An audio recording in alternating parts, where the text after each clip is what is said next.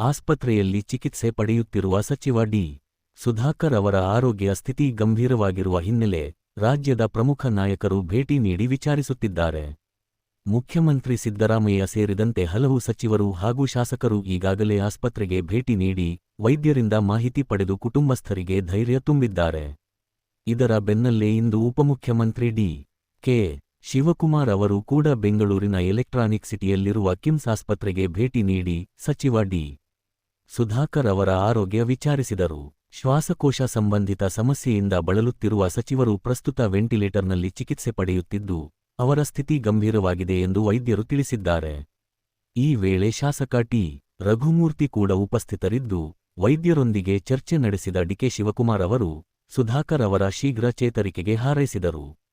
ಆಸ್ಪತ್ರೆಗೆ ಭೇಟಿ ನೀಡುವ ಮೂಲಕ ಡಿಕೆ ಶಿವಕುಮಾರ್ ಅವರು ಸುಧಾಕರ್ ಅವರ ಕುಟುಂಬಕ್ಕೆ ಧೈರ್ಯ ಮತ್ತು ಬೆಂಬಲ ಸೂಚಿಸಿದರು.